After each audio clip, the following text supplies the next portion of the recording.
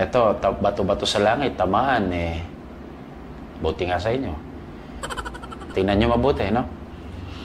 Remains of the dead, such as cremated ashes, are put in the homes temporarily or permanently. Ano nyo po, minsan po, meron akong nakausap na meron po sila mga tinatawag na green bones, na kapag kinremate daw yung mahal sa buhay, minsan may mga green bones na makukuha. At swerte raw pag tinago yun ng pamilya. Huwag ko kayo maniniwala ron.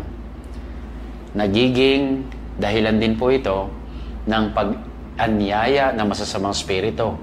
No?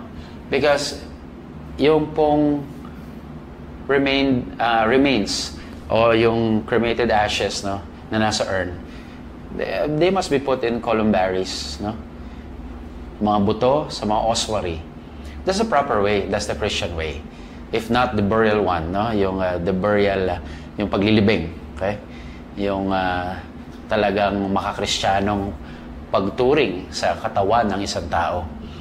Kaya ingatan niyo po na manatili ito sa mga tahanan. At sabihan niyo po yung mga kaibigan niyo, kung may kilala kayo na kailangan asikasuhin niyo na ito'y mailagay sa dapat na paglagyan. Okay? Maaring 10 lamang ito, pero ilan lamang po ito sa mga dahilan kung bakit may mga infestation. Sana po balik-balikan itong video na ito at pag-aralan po ninyo, tingnan nyo, no? Kung may mga ilan dito ang ating nagagawa o dili kayo napapanatili natin sa ating bahay. So para po sa episode na to, yan po ang unang extraordinary demonic activity, infestation.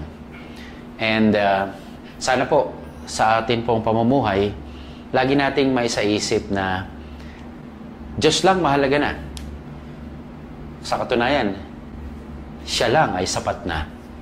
Kung kaya't ang iba't ibang mga bagay na pinapasok natin sa tahanan, mga pampaswerte, at ano pa man na sa tingin natin magdadala sa atin ng kayamanan, pag hindi ho maka-Diyos, talaga pong hindi kailangan yan.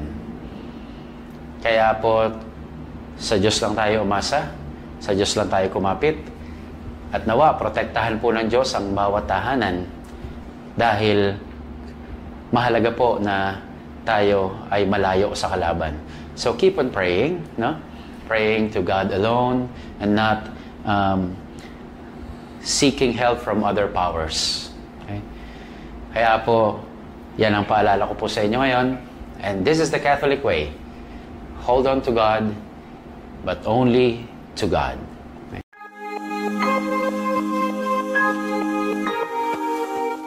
Due to insistent public demand, and may mga nagtatanong, okay, infested, Father, so anong gagawin namin?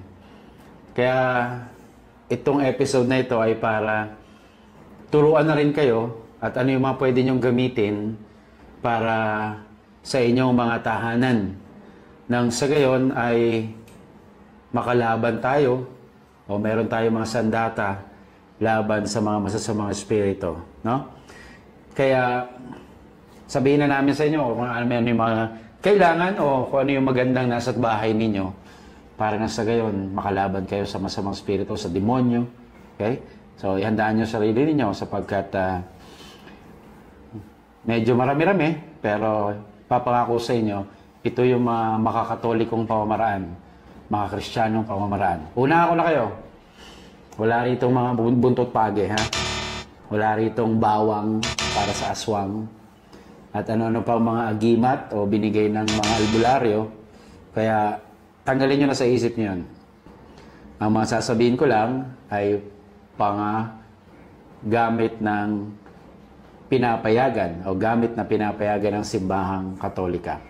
So para hindi kayo malito, dahil nga tayo nakikipaglaban, kailangan natin ng sandata. Tandaan nyo lang yung word na swords. Okay? Swords. So, yun ang dapat ninyong tanda ang acronym na yun, ha? Siguro alam niyo naman ang spelling ng swords, no? Baka S-O-R-D-S. Kulang kayo ng isang letra. Okay, so, magsimula tayo.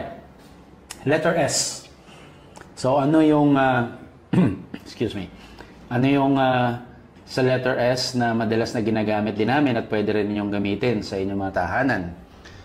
Okay, meron ako dito. Huh? Una ay S, sugar. Ay, teka. Ay, maalat. Salt.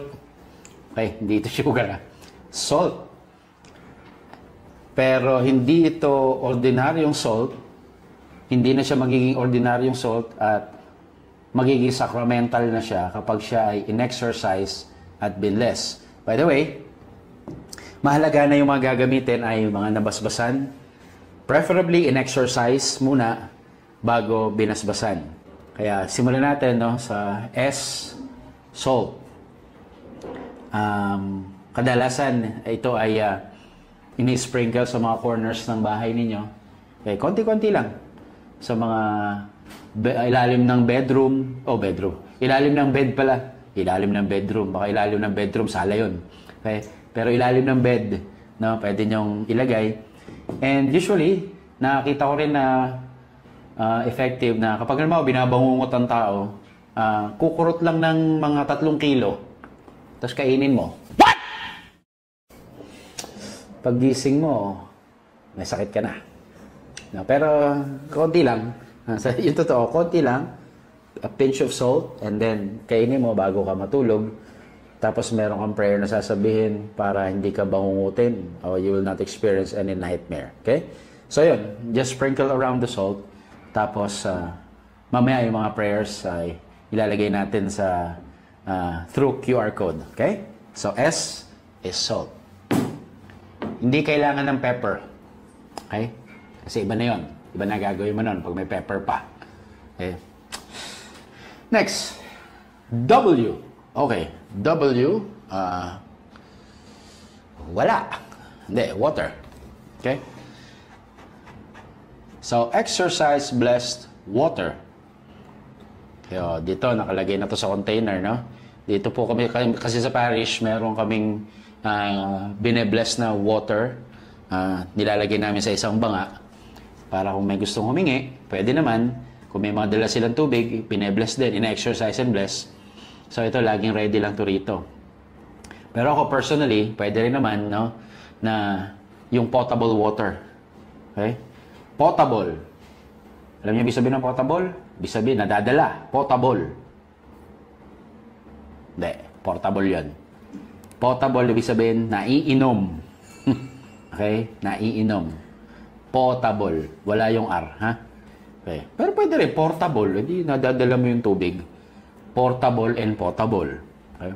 And when I say potable, talagang literally, you can drink the exercise blessed water. And sometimes, for exorcism, pinaghahalo yung salt, pati yung tubig. Okay? So, paano gamitin? Well, kung paano nyo nakikita ang ginagawa ng pare pag nag-house blessing, around the home, in-sprinkle ito, syempre. Okay, tapos, kahit sa labas ng tahanan, okay, you can use the exercise blessed water. Rinig niyo yan? May misa, no? Okay. Ganito kami dito eh. Nagmimisa kami. Kasi kami Katoliko. Okay? So, alam niyo Katoliko kami, no? That's water. Oh! Ito, isa sa mga paborito ko to. Yan. Olive oil, or shall we say, extra virgin olive oil. EVU. Okay? So, hindi nyo ito makikita kung saan, ano? Goya Organics. Kaya, Goya. Baka naman. Okay. Alam nyo, sa grocery store kasi maraming mga olive oil na dali, consecration yata yun. Pero okay lang. Maraming mga olive oil na naglalabasan. Pero ako na-discover ko ito at na-research ko rin na isa sa mga top 5 olive oil brands in the whole world. No? Siguro during the time na na-research ko. And kasi para sa akin, mas maganda kung talagang authentic na extra virgin olive oil. No? Kaya ito, tinitipid ko ito. Okay? At dinadala-dala ko rin sa mga exorcism ko. Pero minsan, ay nire-require ko rin yung may-ari ng bahay na bumili ng kanyang extra virgin olive oil. No?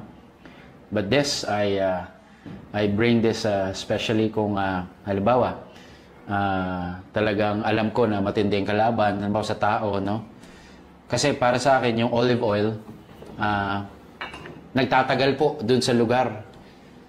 Doon sa mga karanasan, yung mga ibang tubig na tuyo na, pero yung oil, kapag tinrace sa pinto, sa bintana, sa mga walls, mirrors, o sa mga figurines, they stay. No? Nagtatagal. Kaya isa sa mga paborito ko ang exercise blessed oil. So pwede rin po kayo magkaroon ng exercise blessed oil. Halimbawa, yung mga bata, ako sino man na afflicted, you can trace the sign of the cross dun sa forehead nung afflicted na mga bata bago matulog, no? Para din tulong na sandata laban sa masamang spirito. So, pwede pong gamitin sa tahanan, gaya na nasabi ko, sa pinto, sa mga bintana, dingding, at kahit sa mga salamin. Okay? Okay, so extra virgin olive oil. Alam ko, marami magtatanong dyan, Pater, baka ibang oil pwede. Well, kung makakakita naman ng olive oil, mas maganda. Pero kung wala talaga, then, pwede naman yung ibang klase ng oil. Okay? Pero, we highly recommend extra virgin olive oil kasi yung mga chrism oil na ginagamit sa binyag, sa ordination, sa kumpil, olive oil yon. Tapos yung oil for the sick, olive oil din yan, no? So, ibig sabihin, ito na talaga ginagamit ng simbahan. Okay. So, nasa na tayo? Letter R. Tama ba? Pang-apat, ano? Letter R. Siguro sasabihin nyo, rosary. Well, mamaya pa yun. Pwede, no? But, as an exorcist, I find it very effective na gumamit ng letter R, relics. Okay, relics. Pero relics ng saints, ha? Yung mga canonized saints na tinuturing ng mga bayani ng simbahang katolika. Kasi, baka isipin ninyo, uy, relics daw. Yung mga ashes ng mga namatay na kamag-anak natin. Hindi, wag yun. Hindi pa sila santo. Okay? Kung magiging santo, sige. Pero sa ngayon, we recommend yung mga relics ng mga banal na kinilala ng simbahang katolika. Well, hindi naman tayo lahat talaga posible magkaroon nito, no? But ako bilang exorcist, kailangan ko ito and I find it very effective, no? So, I have here a relic of the rock from the cave where Saint Michael the Archangel appeared during the 5th century. So, isang rock ito doon sa cave sa ilalim. Okay? Monte Gargano. Okay, sa Italia. Sa Italia. Monte Gargano. Tapos, bababa kayo ng masyadong malalim doon. Then, may chapel doon sa pinaka-cave na yun kung saan nagmimisa. And ito may nagbigay sa akin for exorcism purposes, no? Rock of Saint Michael kung tawagin. At may papeles po ito, ibig sabihin na authentic. Okay? So I find this effective also against the evil spirits, no? And I'm also privileged to have for public veneration din po ito, no? Yung relic po ni Saint Padre Pio na binigay sa akin ng kanyang kaibigan, no, si Father Ermelindo de Capua nung siya'y nabubuhay pa. The last time I visited San Giovanni Rotondo in Italy, doon po sa sanctuary ni Saint Padre Pio. And ito pong cloth na to ay yung pinangpahid po sa stigmata ni Saint Padre Pio.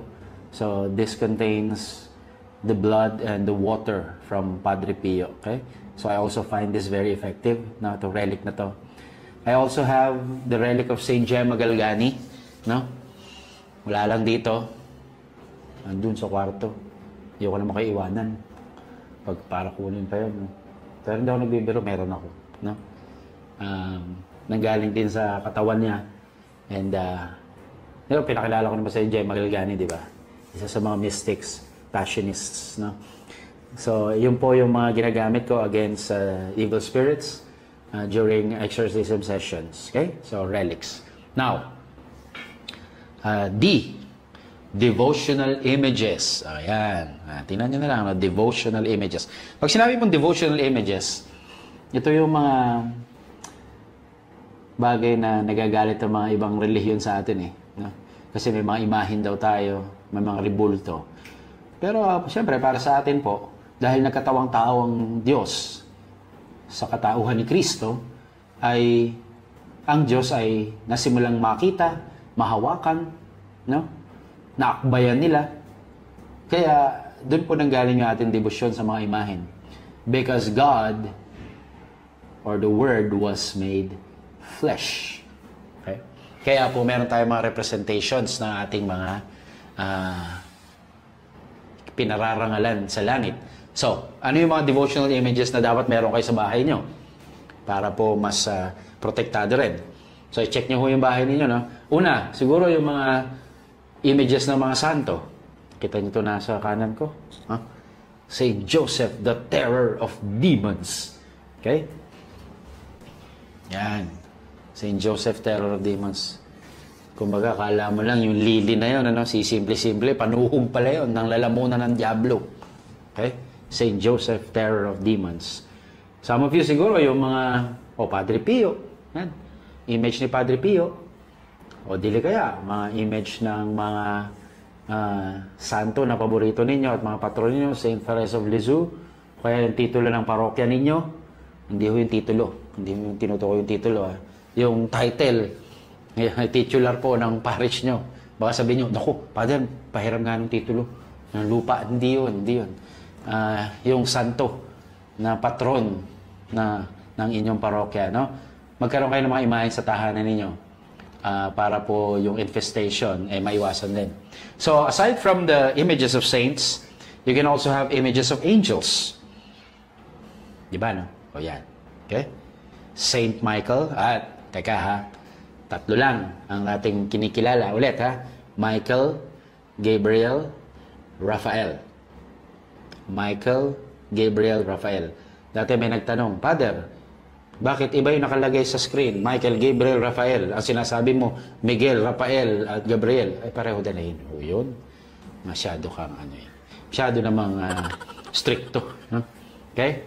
So, yun lang po ang kinikilala. So, aside from images of saints, images of angels.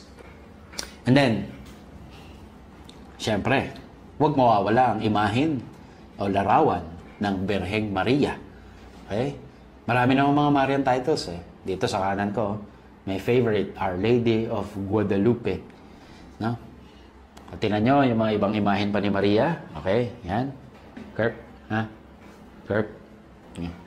Okay. Si Guadalupe. Fatima. Lourdes. Yan. Ano pa ba? Marami kayong mga alam dyan. Perpetual Help. No? Immaculate Heart of Mary.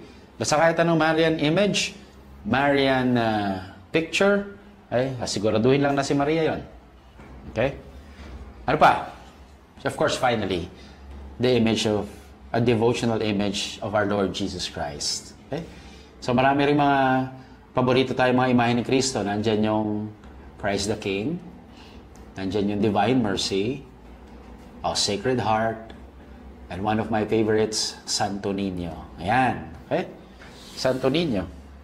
Ako ang Santo Niño. Ayan. Nasaniban yata ako Ulit nga. So, yung Santo. So, images ng Panginoong Jesus. Tika. May sanib ako. Pero hindi ko sumasanib ang Diyos, ha? Nagbibiro lang ako. Okay? Kasi yung kwento yun eh. Ako ang Santo Niño, pahingi ng kinde. Sabi, bakit kinde? Kasi Santo Niño di Cebu. Pastilan. So weird. Naiba na yung accent niya. Okay, di ba? Okay? At ingatan po yung mga Santo Niño. Bakit? Kasi may mga nanlilin lang dyan. May mga imahe na Santo Niño na may mga pampaswerte. Yung ba may mga pera sa paanan, wag na wag nung bibilin yung mga ganun, ha? Ano mang imahe na may mga pamahiin ay hindi rin po pwede. Okay? So that's the letter D. Devotional images. And finally, sacred objects. Yan. Sacred objects. So, pwede kayo magkaroon ng ganito rin sa tahanan nyo sana. No? Sana po nakahalataan ninyo na nililinis natin yung bahay nyo. Ha? Kaya kung hindi ko man banggitin yung mga nandyan pa sa inyo, Ibig sabihin, baka hindi ko kailangan talaga yun, lalo ng mga pinaniniwalaan yung mga elepanteng nakatingala, bagwa. Ayoko, basta may mga nakasabit-sabit sa mga kisame dyan na, ay, Father, pag tumunog yan, pera, papasok. Alain mo. Tsaka yung mga pusang kumakaway, palakang may kagat na coin, tagalin yan. Meron pa yung mga arwana, no? Arwana ba yun? Yung malaking isda na ganyan. Tapos, yung mga ibang mga animals na, year of the ganyan. Year of the ganyan. Okay? So, hindi ko ho binabanggit yun. Kababanggit ko nga lang, eh, no? Pero ibig sabihin, hindi ko nire-recommenda. Okay. So, sacred objects. So, ano yun na ginagamit namin sa exorcism? Una, you can have exorcise blessed candles. Candle. Okay? At alam niyo po, kapag in-exorcise at biniless yung candle, kahit po hindi sindihan, sa dasal po kasi, kahit kung saan ito nakalagay, ay napoprotektahan po yung kwarto and even the whole house. Okay? So, exorcise blessed candles. Ano pa? I also have here exorcise blessed yung para po sa incense. Incenso. Okay. Saan magaling ito? Rome. Romblon. Hindi. Jerusalem mo ito. Galing sa Jerusalem. Okay? So, exorcise blessed din ho ito. Kaya ginagamit ko rin po, lalo na kung matindi yung manifestations, no? So, you can also have exorcise blessed incense. Lalagay nyo lang sa uling po. Tapos, yun na. Okay? Ano pa meron tayo dito as sacred objects? Okay. Of course, the Holy Rosary. Okay? Nagtanong sa akin, Father, pwede bang ikwintas yung rosary? Well, kung gusto mo ikwintas, di magdasal ka ng gumaganon. Okay? Pero hindi talaga yung kinukwintas. Okay? Mas maganda, lagay mo sa bulsa mo, o kung meron ka lalagyan nito, tapos dasalin mo. At binabalaan ko kayo, hindi ito mga anting-anting, no? Nagagano, rosary, matakot ka. Hindi po ganon. Okay? Mas effective po, laban sa masamang spirito, yung pagdarasal nito. No? It is blessed, yes. In itself, it has a blessing and a grace.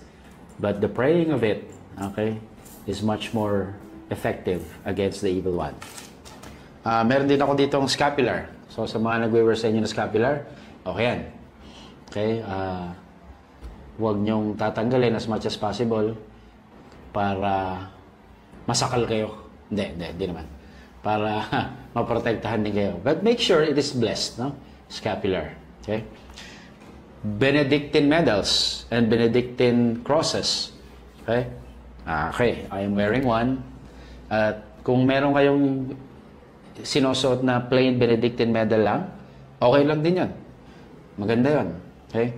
Meron po akong kaibigan, shoutout kay Ronnie Season, na meron siyang Benedictine medal na ang kabila ay Saint Anthony of Padua. Sabi ko, wow. Sabi ko, ganda nito. Lakas dalawang santo. Antonio de Padua at Saint Benedict. Okay? So, if you are wearing one, have it exorcised and blessed. Mahalaga po yan. What else? Sacred objects. Of course, the Holy Scriptures. I have here the Word on Fire Bible. Okay? Galing po sa version ng NRSV. Yung po, Catholic edition po yun, no? New Revised Standard Version. Okay? So, sana po may Bible po sa bahay ninyo, no? Tingnan nyo kung may Bible kayo. At kung malikabok, punasan nyo. Ibig sabihin, hindi ho nagagamit. Bigyan ko kayo ng magandang kasabihan sa Bible, ha? Sabi ng professor ko, ang Bibliang sira-sira ay tanda ng buhay na kaaya-aya. Ibig sabihin, kaya sira-sira, ginagamit. Okay?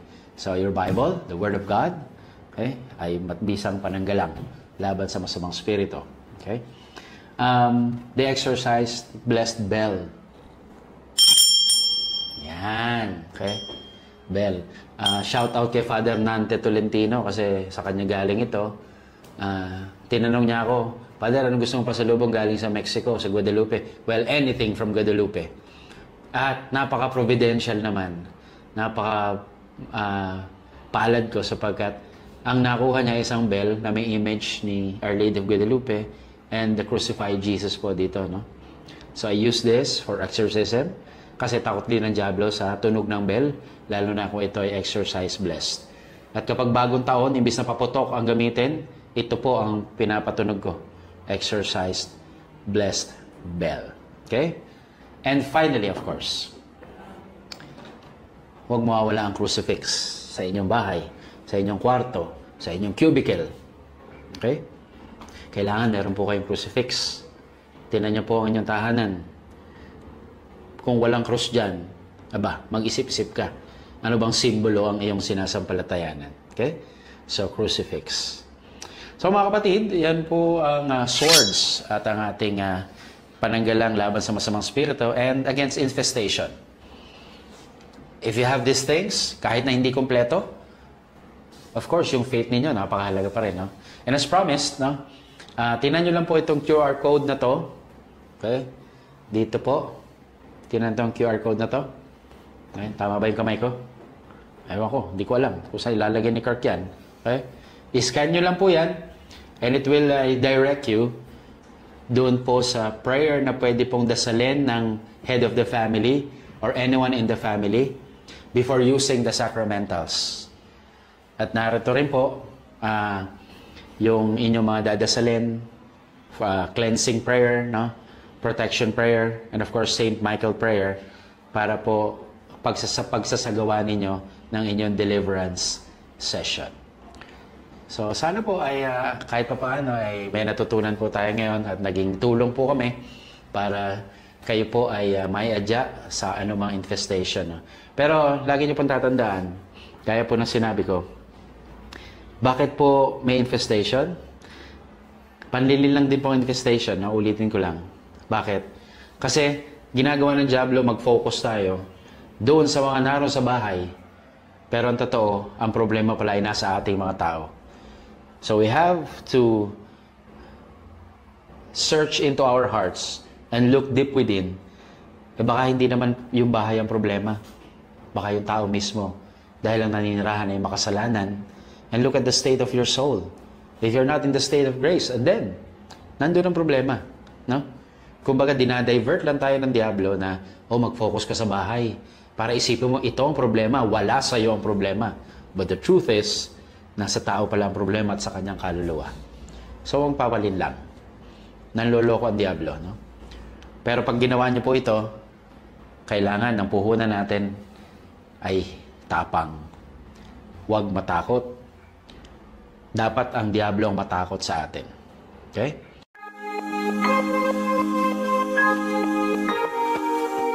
So magpatuloy po tayo ng ating discussion on extraordinary demonic activity.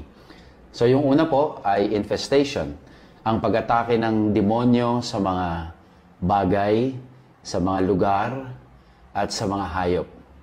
Ngayon po, medyo palalimin po natin, no? Hindi na po sa mga bagay, hindi na sa hayop, at hindi na rin sa mga lugar, kundi sa tao na. Sa tao. Sa atin, na mga mahal ng Diyos. Kaya, ang susunod po na uri ng tinatawag na extraordinary demonic activity ay yung tinatawag na oppression. So, ulitin natin, oppression. Ano yung oppression? Oppression, isang demonic activity or attack on a victim's exterior life. Kayong panlabas na aspeto ng buhay ng tao.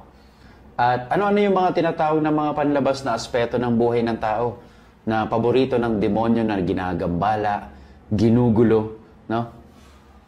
Tingnan natin po yung mga iba't ibang mga pagkakataon na nagiging pintuan ng diablo para siya ay makapasok sa ating buhay.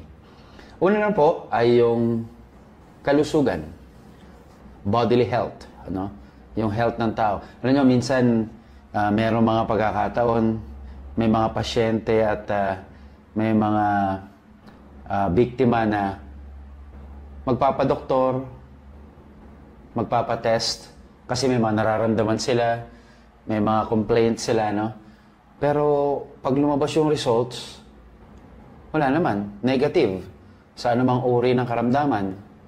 Pero may mga hindi mga kanais-nais na mga sakit sa katawan, no? So yun, no? Pag ganon, kadalasan we resort to the spiritual problem of the victim pagkatapos na ang doktor ay walang makitang dahilan kung bakit siya nagkakasakit. So yun na una, no? One source of oppression is the bodily health, na walang makita ang mga doktor ng dahilan kung bakit may sakit. May mga karamdaman pa rin sa kanyang sarili. Kaya we conclude sometimes na the devil attacks our bodily health, yung kalusugan. Okay? So isa na yun.